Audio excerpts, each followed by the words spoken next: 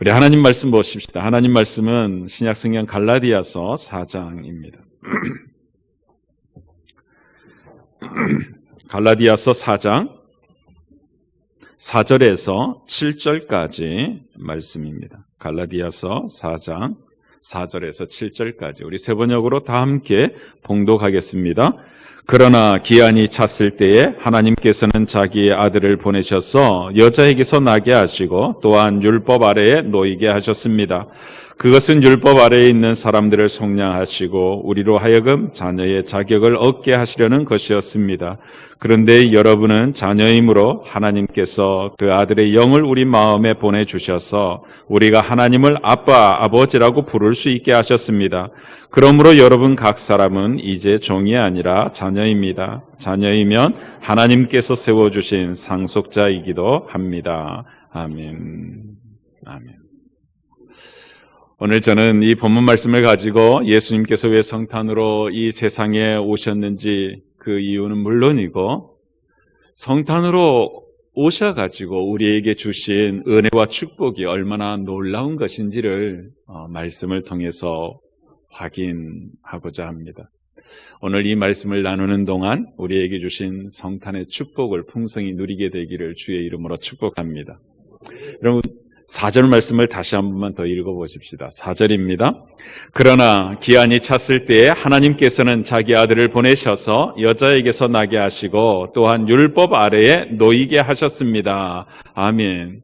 거기 첫 대목에 기한이 찼을 때에 하나님께서는 자기 아들을 보내셨다고 이야기합니다. 여러분 여기서 기한이 찼을 때라는 말씀은 하나님께서 작정하신 때가 되었다. 그런 의미입니다. 좀 더 구체적으로 말씀드리면요. 하나님께서 에덴에서 사람을 미혹하였던 옛뱀 사단에게 내가 너로 여자와 원수가 되게 하고 너의 자손을 여자의 자손과 원수가 되게 하겠다. 여자의 자손은 너의 머리를 상하게 하고 너는 여자의 자손의 발꿈치를 상하게 할 것이다. 하셨던 이 언약의 말씀, 이 언약의 말씀을 성취하실 때가 되었다. 그 이야기인 거예요. 하나님께서 우리를 구원하고자 하시는 그 구속사를 완성하기 위해서 아들을 보내실 완벽한 타이밍이 되었다는 말씀입니다. 그러므로 기한이 찼을 때에 하나님께서는 자기 아들을 보내셨다는 이 말씀만으로도 오늘 우리가 기뻐하며 경배하고 기념하는 이 성탄이 얼마나 세밀한 하나님의 섭리 속에서 이루어진 사건인지 확인할 수 있습니다. 성탄은요, 하나님께서 완벽한 타이밍에 완벽하게 행하셨던 하나님의 사건이었습니다. 사랑하는 성도 여러분, 우리가 신앙생활을 하다 보면요, 종종 왜 하나님께서는 내 기도에 응답하지 않으시지? 왜 그렇게 열심히 기도하고 있는데 내 삶의 정황은 왜 이렇게 점점 꼬이기만 하나? 이런 생각이 들 때가 있을 것 같습니다. 그런데 그러한 때도 완벽한 타이밍에 완벽하게 일하시는 우리 하나님을 더욱 신뢰할 수 있기를 주의 이름으로 축복합니다. 우리를 복되게 하시려는 하나님의 뜻을 이루실 완벽한 타이밍에 우리 인생 속에 들어오셔서 우리 가운데서 일하여 주실 줄 믿습니다. 이게 바로 섭리하시는 하나님을 믿는 믿음입니다. 이것이 갈라디아서가 성탄의 소식을 우리에게 전해주면서 주는 첫 번째 메시지인 것입니다. 그러니 사랑하는 성도 여러분, 우리 인생이 이 완벽하신 하나님의 섭리 속에 있음을 확신하며 당당하게 살아가시기를 주의 이름으로 축복합니다. 계속해서 4절 말씀을 보면요, 여자에게서 나게 하시고 또한 율법 아래 놓이게 하셨다 합니다. 우선 여자에게서 나셨다고 하죠.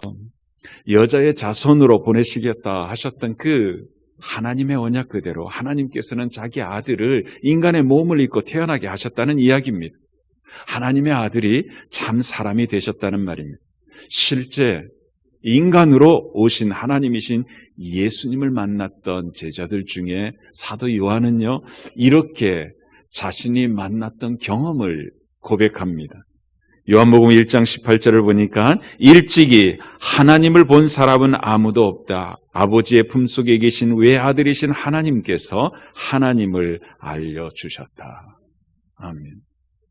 사도 요한을 비롯한 수많은 사람들이 말씀이신 하나님을 만날 수 있었던 이유는요, 말씀이신 하나님, 하나님의 아들이신 예수님께서 스스로 인간의 몸을 입고 이 세상에 와 주셨기 때문입니다. 그렇다고 고백하고 있는 것입니다. 예수님의 단생을 두고서 우주 만물을 지으신 창조주 하나님께서 인간 세계를 찾아오셨다고, 그래서 많은 사람들에게 하나님이 어떤 분인지 실제로 보여주셨다고 사도들은 우리에게 설명해주고 있는 것입니다. 예수 그리스도는 참 하나님이시자 참 사람이셨다고 증언하는 것입니다. 오직 하나님만이 우리를 죄와 사망으로부터 구원하실 수 있고 우리를 노예 삼은 그 사단에게서 해방시키실 수 있기 때문에 하나님이신 예수님이 인간의 몸을 입고 이 세상에 오셨다라고 하는 것입니다. 동시에 죄를 범하였기 때문에 죄값으로 죽을 수밖에 없는 우리들을 대신해서 생명을 내놓기 위해서 예수님은 반드시 죽을 수 있는 인간의 몸을 입고 오셔야만 했던 것입니다. 그래서 하나님이신 예수님께서는요, 당신의 하늘 보좌를 버리시고 친히 인간 세계로 찾아오신 것입니다. 예수님은 이 세상에 오셔서 우리가 눈물을 흘린 것과 똑같이 눈물을 흘리셨고요, 우리가 겪는 고통도 몸소 다 체험하셨습니다. 우리가 두려워하고 무서워하는 것 다 알고 계셨습니다. 그래서 인간의 몸을 입고 이 땅에 오신 거예요. 그걸 성탄이라고 우리는 하는 것입니다. 그리고 4절에 보니까 율법 아래 놓이게 하셨다고 말씀하고 있는데, 여러분, 율법은 모세를 통하여 우리에게 주신 하나님의 말씀을 일컫는 말입니다. 그러므로 율법 아래 놓이게 하셨다 하는 이 말씀은요, 반드시 율법을 지켜야 하는 그 의무를 우리 예수님이 가지셨다, 그 이야기인 것입니다. 그런데 율법 아래 놓인 사람들의 처지에 대해서 로마서 3장 19절과 20절은 이렇게 이야기하고 있습니다. 율법에 있는 모든 말씀이 율법 아래 사는 사람에게 말한 것임을 우리는 압니다. 그것은 모든 입을 막고 온 세상을 하나님 앞에서 유죄로 드러내려는 것입니다. 그러므로 율법의 행위로는 하나님 앞에서 의롭다고 인정받을 사람이 아무도 없습니다. 율법으로는 죄를 인식할 뿐입니다. 아멘. 여러분, 여기에서 왜 율법이 우리 모든 사람들의 입을 틀어막는다고 이야기하고 있는 것일까요? 그 이유는요, 이 세상에 사는 모든 사람들, 그 누구도 하나님의 말씀 그대로 살아낼 사람이 없기 때문입니다. 율법은 마치 거울과 같아요. 율법 앞에 서기만 하면요, 하나님 말씀 앞에 서기만 하면 하나님 말씀대로 살지 못했던 내 모습이 드러납니다. 내가 얼마나 죄된 삶을 살았는지 고스란히 드러납니다. 심지어 율법은요, 마치 우리가 병원에서 엑스레이나 MRI를 찍는 것처럼 우리 내면 깊숙이 자리 잡고 있는 죄까지도 속속들이 다 드러내 보여줍니다. 그래서 나는 심판받아 마땅한 죄인이구나, 이렇게 단식할 수밖에 없도록 만듭니다. 하나님의 기준에 턱없이 모자란 삶을 살아왔음을 깨닫기 때문입니다. 그래서 갈라디아서 3장 10절은 율법 아래 놓인 사람들은 다 저주 아래 있다고 선언하는 것입니다. 율법의 행위에 근거하여 살려고 하는 사람은 누구나 다 저주 아래 있습니다. 기록된 바 율법책에 기록된 모든 것을 계속하여 행하지 않는 사람은 다 저주 아래에 있다 하였습니다. 율법에 기록된 모든 말씀을 끝까지 행하지 못하기 때문에 하나님 앞에 다 죄인이라는 이야기입니다. 그 누구도 이 율법의 행위, 율법대로 살아가는 삶을 가지고서 하나님 앞에 의롭다고 인정받을 사람이 없다는 말씀인 것입니다. 바로 이러한 율법 아래에 우리 예수님께서 놓이기를 자처하셨다는 것입니다. 왜냐하면 우리를 대신해서 하나님이신 예수님께서 그 율법의 모든 요구를 완벽하게 순종하고 이루기 위해 오셨다는 이야기. 여러분, 이게 성탄의 은혜입니다. 이렇게 이 세상에 오신 예수님께서 우리들에게 주신 축복들에 대해서 5절부터 7절까지 기록하고 있는 것입니다. 우선 5절 말씀을 통해서 주시는 축복을 보시죠. 여러분 5절 같이 한번 다시 읽겠습니다.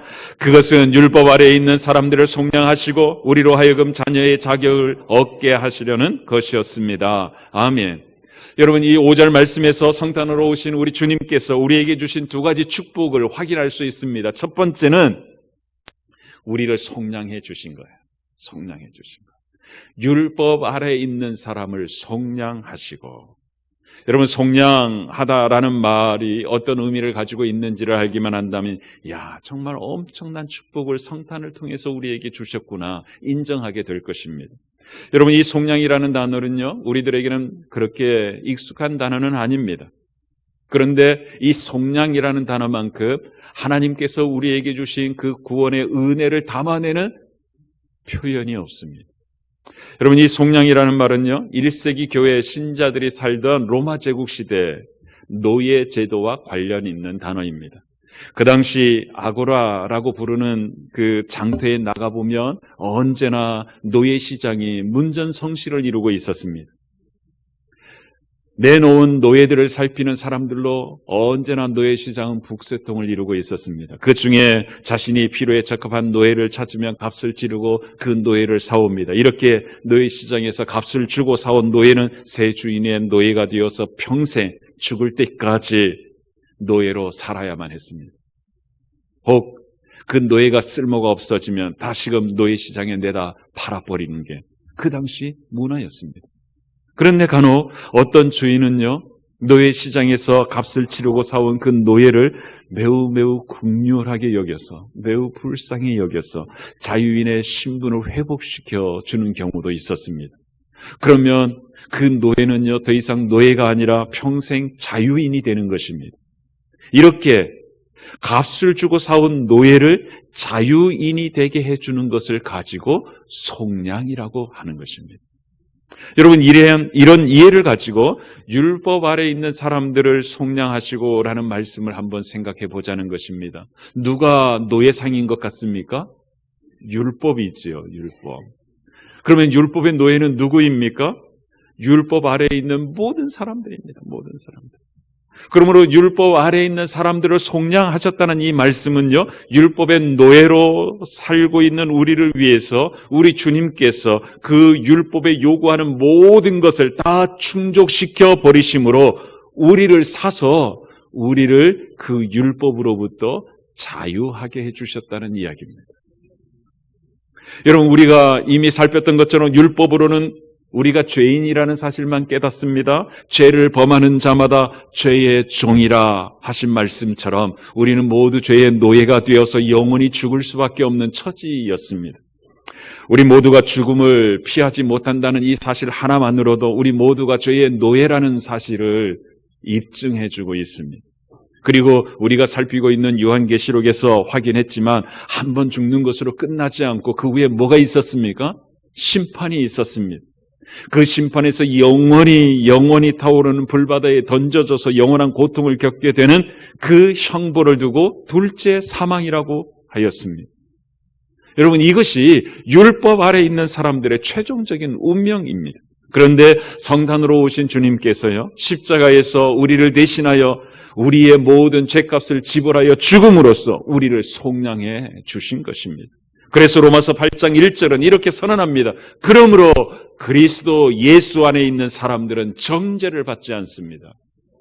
우리 같이 한 번만 읽어보시죠. 그러므로 그리스도 예수 안에 있는 사람들은 정죄를 받지 않습니다. 아멘. 사랑하는 성도 여러분, 주님 앞에서는 그 순간까지 단 한순간이라도 이런 속량의 은혜를 잊지 않고 살아가기를 주의 이름으로 축복합니다. 오늘 죽으면 나는 지옥에 가지 않을까? 이것은 우리를 속량해 주신 주님을 모욕하는 것입니다. 그러니 사랑하는 성도 여러분, 날마다 성탄하심으로 나에게 주신 이 속량의 축복을 늘 묵상하며 감사와 찬송으로 하나님 앞에 나아가게 되기를 주의 이름으로 축복합니다. 두 번째 축복은요, 하나님의 자녀로 입양해 주신 것입니다. 5절 말씀을 보니까 우리로 하여금 자녀의 자격을 얻게 하려는 것이라고 하였습니다. 여러분, 로마 제국 시대에는요, 자녀가 없는 그 부유층의 사람들은 종종 자신이 거느리고 있는 종들 가운데 한 아이를 골라서 아들로 입양하곤 하였습니다. 그 종 아이는요, 입양되는 순간부터 더 이상 종이 아닙니다. 그분의 아들이자 상속자로서 모든 재정적, 법적 특권을 누렸습니다. 양자를 삼아주신 양부모와는 태생적으로는 아무런 연고가 없는 사람이지만 입양되는 그 순간부터 그분의 아들로서 법적인 지위를 얻습니다.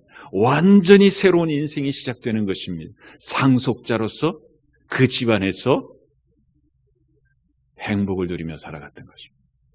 성탄으로 오신 주님께서 바로 이 양자담의 특권을 저와 여러분에게 주신 것입니다. 여러분, 요한복음 1장 12절에 뭐라고 말씀합니까? 그러나 그를 맞아들인 사람은, 우리 같이 읽겠습니다. 곧 그 이름을 믿는 사람들에게는 하나님의 자녀가 되는 특권을 주셨다. 아멘. 예수 그리스도께서 나의 모든 죄를 속량해 주시는 구세주로 믿는 모든 사람들을 우리 하나님께서는 당신의 아들로 입양해 주셨다는 이야기인 것입니다. 입양되는 순간 우리는 더 이상 율법의 노예가 아닙니다. 죄의 노예가 아닙니다. 사단의 노예가 아닙니다. 그러니 율법에 명시하고 있는 것들을 다 지켜서 하나님 앞에 의롭다고 인정받으려고 애쓰는 사람이 이제는 아니라는 이야기예요. 아무 공로 없이 예수님께서 우리를 하나님의 자녀로 그냥 입양해 주셨어요. 그 결과 우리는 아무 공로 없이 하나님의 자녀가 된 거예요. 종으로 살았던 모습 그대로 하나님의 자녀가 된 것입니다. 그렇게 하나님의 자녀가 된 우리가 여전히 하나님의 말씀인 율법을 지키며 살려고 애쓰는 것은 우리를 입양해 주신 하나님 아버지 집안의 법도를 하나씩 배워 내 몸에 익히기 위함인 것입니다. 자녀다움을 갖추기 위해서입니다. 그러니 상속자가 되기 이전 그리고 하나님의 아들이 된 이후 둘 다 율법을 지키려 애쓰지만 그 목적은 완전히 다른 것입니다. 그러니 사랑하는 성도 여러분, 저와 여러분은 예수님 덕분에 하나님의 가족이 되었음을 늘 기억하시기를 바랍니다. 장차 새하늘 새 땅을 여실 때 우리 모두가 영원토록 하나님의 가족으로서 서로 사랑하며 살게 될 것입니다. 그래서 그때 서로 어색하게 살지 않으려고 우리는 목장에서 하나님의 가족으로 살아가는 연습을 하고 있는 것입니다. 그러니 사랑하는 성도 여러분, 날마다 하나님의 가족으로 살아가는 것을 즐기게 되기를 주의 이름으로 축복합니다. 그렇게 살아가는 것을 성탄을 통해서 우리에게 주신 축복이라고 이야기합니다. 세 번째 축복은요, 성령님을 부어주신다는 거예요. 여러분 6절 말씀이 그 이야기입니다. 같이 읽어보시죠. 그런데 여러분은 자녀이므로 하나님께서 그 아들의 영을 우리 마음에 보내주셔서 우리가 하나님을 아빠, 아버지라고 부를 수 있게 하셨습니다. 아멘. 여러분 거기 색을 달리하는 부분을 한번 주목해 보십시오. 하나님께서 그 아들의 영을 우리의 마음에 보내주셔서, 여러분 여기서 말하는 아들의 영은요, 주님께서 우리에게 보내주시겠다고 약속하신 보혜사 성령님을 말합니다. 여러분 보혜사는요 이런 의미입니다. 우리 곁에 서서 은혜를 베푸시는 분이라는 뜻입니다. 여러분 성령님이 또 다른 보혜사이시라고 말씀합니다. 여러분 예수님께서도 보혜사였습니다. 우리에게 속량의 은혜를 베푸셔서 법적으로 우리로 하여금 하나님의 자녀를 얻게 해 주셨습니다. 그리고 또 다른 보혜사이신 성령 하나님은요, 그렇게 법적으로 하나님의 자녀가 된 우리에게 들어오셔서 실제적으로 하나님의 자녀됨의 은혜와 축복을 누리도록 도와주십니다. 예수님께서 주신 축복인 하나님의 자녀가 되는 것은 우리의 의지와 우리의 감정과 무관하게 주는 객관적인 지위입니다. 법적인 지위입니다. 하지만 성령 하나님께서 우리에게 주시는 축복은요, 매우 주관적인 경험입니다. 그래서 6절에서 우리가 하나님을 아빠, 아버지라 부를 수 있게 하셨다고 표현하는 것입니다.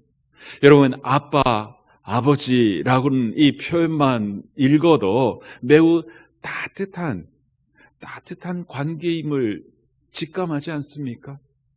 성령 하나님께서는요, 하나님의 자녀가 된 우리에게 오셔서 우리로 하여금 하나님을 향하여 아빠라고, 아버지라고 확인시켜 주시는 거예요. 여러분, 어린 자녀가 아빠하고 품에 확 안기는 것처럼 성령 하나님은요, 우리로 하여금 하늘 아버지에게 아빠라 부르며 안기게 인도해 주신다는 것입니다. 여러분, 예를 들어 한번 생각해 보십시오. 우리는 입양되었다고 하지 않았습니까? 우리는 입양 문화에 익숙하지 않으니까 잘 느끼지 못할 테지만 한번 상상해 보자고요. 어느 가정에 한 아기가 입양되었다고 생각해 보십시오. 여러분, 입양된 그 아이가 입양된 첫날부터 양부모에게 엄마, 아빠 이렇게 부를까요? 부르지 못할까요? 저처럼 아이 성향은 그렇지 못합니다. 이 성향들은 그럴지 모르겠지만 입양된 첫날부터 매우 살갑게 마치 친엄마 아빠인 것처럼 그 부모에게 엄마, 아빠 부를 수 없을 거예요. 여러분, 우리가 그렇다는 거죠. 우리의 인생을 죄의 노예로 살다가 어느 날 예수 그리스도를 영접하고 하나님의 자녀가, 하나님의 아들로 자녀로 입양되었습니다. 그런데 성령 하나님께서 우리에게 오셔서 하나님 아버지를 향하여 아빠라고 부를 수 있도록 만들어주시는 거예요. 하늘 아빠가 나와 함께 하고 계심을 느끼게 해주십니다.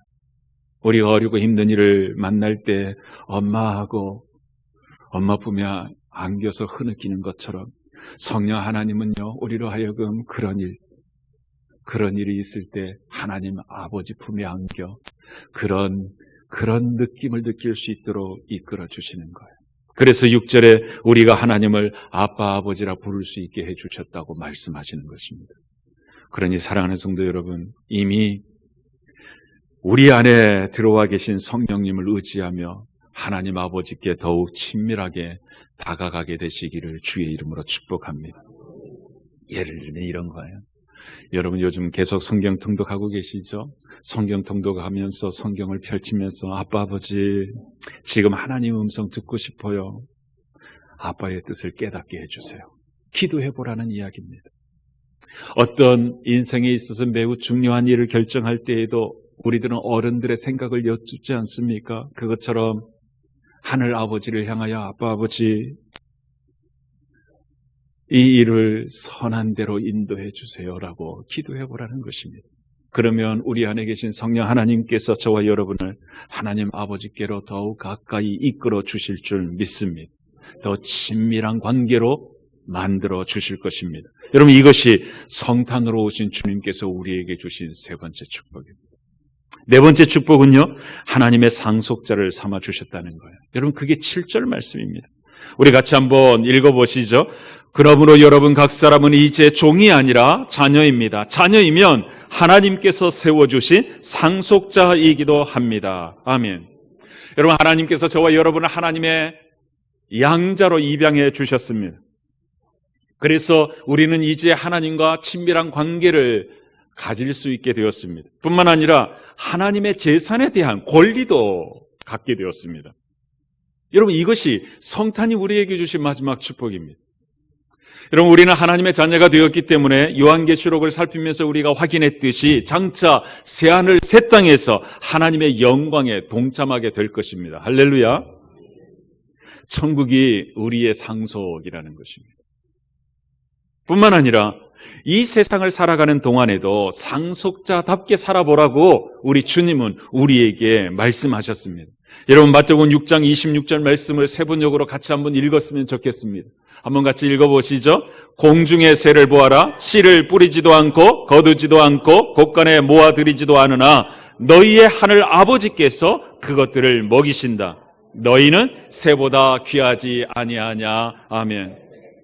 여러분, 무슨 이야기죠? 너희들의 신분이 무엇인지 기억하며 살아보라는 거예요. 하늘 아버지의 상속자답게 살라는 말씀입니다. 우리가 하늘 아버지의 상속자니까 우리의 모든 필요를 우리 아버지께서 다 책임져 주실 거란 믿음을 가지고 주님 앞에서는 그날까지 이 세상을 당당하게 살아가면 좋겠다는 하나님의 말씀인 것입니다. 사랑하는 성도 여러분, 우리는 성탄으로 오신 주님 덕분에 하나님의 상속자가 되었습니다.